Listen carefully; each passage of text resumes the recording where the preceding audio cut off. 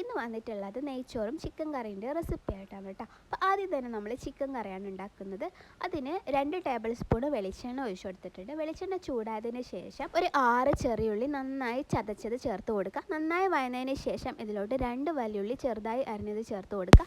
ഇതിലോട്ട് 2 പച്ചമുളകും ചേർത്ത് കൊടുക്കുക. എന്നിട്ട് ഉള്ളി നന്നായിട്ട് വഴറ്റിയെടുക്കുക കേട്ടോ. അപ്പോൾ നന്നായിട്ട് വഴന്നിട്ടുണ്ട്. ഇതിലോട്ട് 2 തക്കാളിയും കൂടി ചേർത്ത് കൊടുത്തിട്ട് നന്നായിട്ടൊന്ന് വഴറ്റിയെടുക്കുക. ഇനി ഇതിലോട്ട് നമുക്ക് ചിക്കൻ ചേർത്ത് കൊടുക്കാം കേട്ടോ. ഞാൻ 1/2 കിലോ ചിക്കനാണ് എടുത്തിട്ടുള്ളത്. എന്നിട്ട് നന്നായിട്ട് മിക്സ് ചെയ്തെടുക്കുക കേട്ടോ. ഇനി ഇതിലോട്ട് നമുക്ക് ആവശ്യമായിട്ടുള്ള പൊടികളൊക്കെ ചേർത്ത് കൊടുക്കുക. ഞാനിവിടെ 2 ടേബിൾ സ്പൂൺ മുളക് പൊടിയാണ് ചേർക്കുന്നത്. എന്നിട്ട് നന്നായിട്ട് മിക്സ് ചെയ്തെടുക്കുക. ഇനി ഇതിലോട്ട് ഒരു 1/4 ടീസ്പൂൺ മഞ്ഞൾപ്പൊടി ചേർത്ത് കൊടുക്കുക.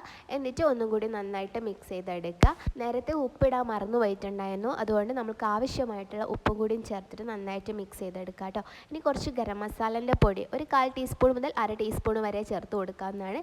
എന്നിട്ട് നന്നായിട്ടൊന്ന് മിക്സ് ചെയ്തെടുക്കുക കേട്ടോ. ഇനി ഇതിലോട്ട് കുറച്ച് കറിവേപ്പില ചേർത്ത് കൊടുക്കുന്നുണ്ട്. പിന്നെ ആവശ്യത്തിനുള്ള വെള്ളം, ഞാൻ ചിക്കൻ്റെ ജസ്റ്റ് മുകളിൽ വരെയാണ് വെള്ളം ഒഴിച്ചു കൊടുത്തിട്ടുള്ളത് കേട്ടോ.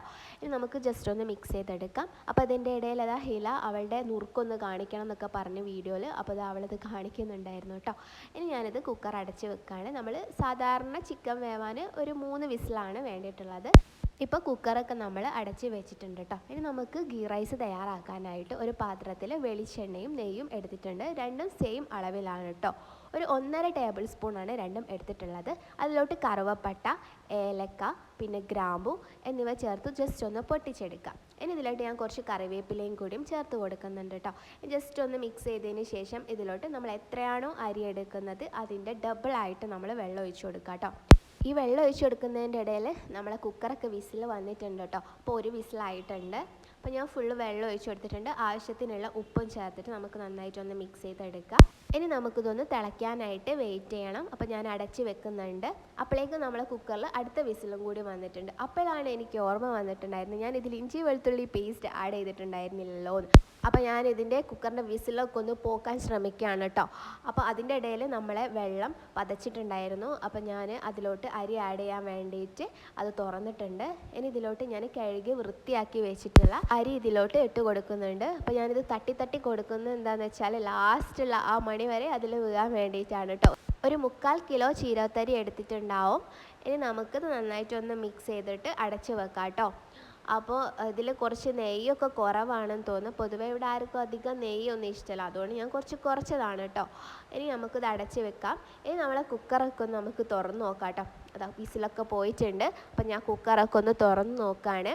അപ്പോൾ ഇതിൽ ചിക്കൻ അത്യാവശ്യം വെന്തിട്ടുണ്ട് 2 വിസിൽ അടിച്ചപ്പോഴേക്കന്നെ. എന്നാലും നമുക്ക് ഇഞ്ചി വെളുത്തുള്ളി പേസ്റ്റ് ഇടാൻ മറന്നു പോയതുകൊണ്ട് അതും കൂടി ഇതിലോട്ട് ഞാൻ ഇട്ട് കൊടുക്കുന്നുണ്ട്. എന്നിട്ട് ഒരു വിസിൽ മാത്രം അടിച്ചാൽ മതി കേട്ടോ. കൂടുതൽ വിസിലടിച്ചാൽ നമുക്ക് പിന്നെ ചിക്കൻ കാണാനേ ഉണ്ടാവില്ല. അത് ചിക്കൻ കറിയാണോ വേറെ എന്തോ കറിയാണെന്നൊന്നും നമുക്ക് മനസ്സിലാവാത്ത അവസ്ഥയിലായിപ്പോൾ. അപ്പോൾ ഞാനിതാ അവിടെ കുക്കറൊക്കെ അടച്ച് വെക്കാൻ പോവാണ്. അപ്പം ഇതാ ഒരു വിസിൽ പെട്ടെന്ന് തന്നെ ആയി. ഞാനത് വീഡിയോയിൽ എടുക്കുമ്പോൾ പെട്ടെന്നാവുന്നതാണ് കേട്ടോ. ഇനി ഓഫാക്കി വെക്കാം. അപ്പോൾ നമ്മളെ നെയ്ച്ചോറുള്ള വെള്ളം ഏകദേശമൊക്കെ വറ്റിയിട്ടുണ്ട്. ജസ്റ്റ് ഒന്നുകൂടി മിക്സ് ചെയ്തിട്ട് ഞാൻ കുറച്ച് സമയം കൂടി ഒന്ന് വെച്ചിട്ടുണ്ടായിരുന്നു. അപ്പോൾ ഇതാ നെയ്ച്ചോറൊക്കെ ഇവിടെ റെഡി ആയിട്ടുണ്ട്. നല്ല സൂപ്പർ ടേസ്റ്റി നെയ്ച്ചോറാണ്. ഇനി നമുക്കിത് അടച്ച് വെച്ചിട്ട് നമുക്ക് എന്ത് ചെയ്യാം, ഒന്ന് വെയിറ്റ് ചെയ്യാം കേട്ടോ. അപ്പോൾ നമ്മളെ ചിക്കൻ കറിയും ഇവിടെ ഏകദേശം ആയിട്ടുണ്ട്. അതിൻ്റെ വിസിലൊക്കെ പോയിട്ടുണ്ട്. അതിലോട്ട് ഞാൻ കുറച്ച് മല്ലിച്ചപ്പും കൂടി മുകളിലായിട്ട് വെതറി കൊടുക്കുന്നുണ്ട്. അപ്പോൾ അടിപൊളിയായിട്ടുള്ള ചിക്കൻ കറിയും റെഡി ആയിട്ടുണ്ട്. ചിക്കനൊക്കെ നന്നായിട്ട് വന്നിട്ടുണ്ട് കേട്ടോ. 3 വിസിലൊന്നും വേണ്ടെന്ന് തോന്നുന്നു ചിക്കൻ വേവാൻ വേണ്ടിയിട്ട്. അപ്പം ഈ ഒരു റെസിപ്പി എല്ലാവരും ഒന്ന് ട്രൈ ചെയ്ത് നോക്കുക. ഇഷ്ടമായിട്ടുണ്ടെങ്കിൽ എൻ്റെ വീഡിയോ ലൈക്ക് ചെയ്യുക, കമൻറ്റ് ചെയ്യുക, പ്രീവിയസ് വീഡിയോസൊക്കെ ഒന്ന് കാണാം കേട്ടോ. അപ്പോൾ എല്ലാവർക്കും താങ്ക് യു സോ മച്ച്.